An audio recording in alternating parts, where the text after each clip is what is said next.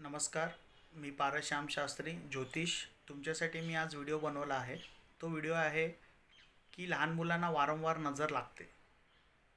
तर आपण त्याच्यासाठी छानपैकी उपाय सुचवला आहे आणि तो घरगुती उपाय आहे आणि तो सगळ्यांनी करून बघावा आणि त्याची प्रचिती तुम्हाला सगळ्यांना येईल.